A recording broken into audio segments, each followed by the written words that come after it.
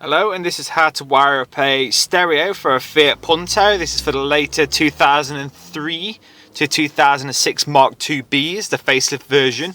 This also kind of applies to the later Mark IIs where they did swap to what's called the Campbell system. And the issue you have when you're installing an aftermarket radio is the fact there is only one power supply, not two.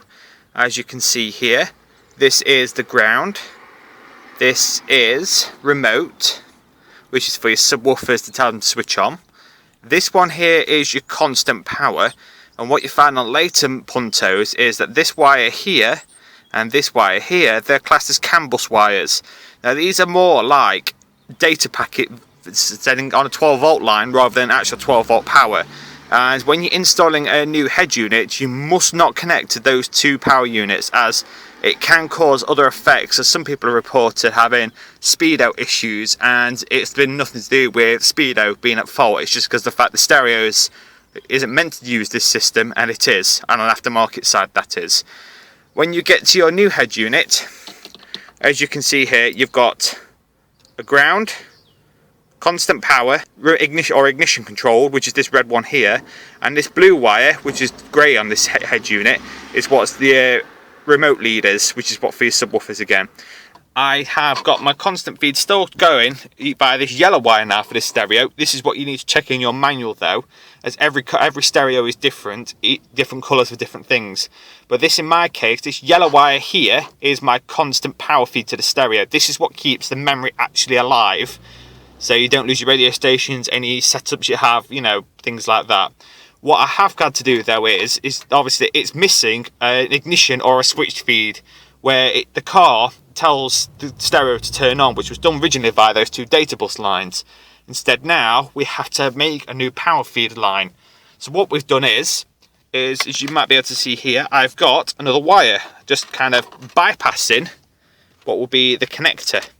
This is my alternative switched feed line. This is basically a bullet connector setup, which is most stereos come with, down to some double core, double insulated wire. The reason why I've got double insulated is just that obviously it was better if should anything happen.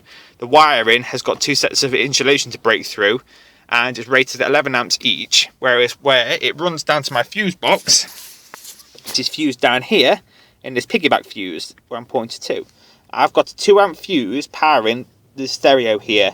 This allows the stereo to turn on and off by the ignition for the cigarette socket lighted wiring. This is a circuit that is ignition controlled, so when you turn the ignition on, it powers up. This then runs through, which is a spade connector here because I broke the original connection. It runs under here and under into this footwell here. As you can see, there's a yellow wire here. This then technically runs up the dashboard behind, and it comes out in this back corner where you can see where the car's original wiring loom comes in, and then basically plugs into this.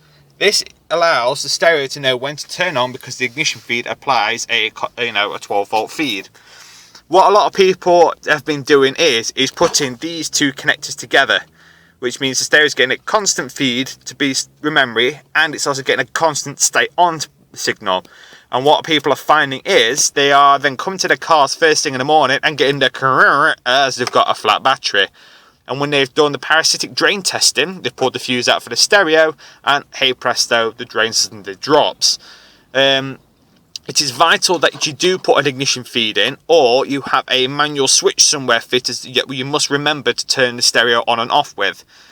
Other than that, this is what basically every Mark IIB Punto needs, and maybe a lot of other cars. I've done similar things to Vauxhalls, except for Vauxhall wiring looms actually come pre-done, so to say, is you have a connector that just drops down, and usually by their cigarette lighter there is a spare spade terminal fixture. You simply clip onto that, and that usually then works for them. No messy wiring like I've had to sort of do here. But best method in my eyes is having that piggyback fuse. So should you ever need to remove the wiring for some bizarre reason, you can just disconnect and pull it all out. The other thing you could do is you could actually wire it into the actual cigarette socket lighting wiring behind here, but I don't personally recommend that. It just takes too much time, and you have to remove both side kick panels, one this side and one passenger, the center console bolts, which are just under here, and pull the whole lot out. And to be honest, the room behind there isn't particularly great. Whereas I do think like this, you can have as much wiring length as you like, to a degree. Other than that, all you need to make sure is you have a constant power feed, which will come through the car's normal wiring. Like this, as I said, I am bypassing this ISO connector fitted to the actual car by actually having it done like this instead. And this just allows me to have it ignition controlled. Other than that, you should now be able to enjoy your new stereo. Thanks for watching.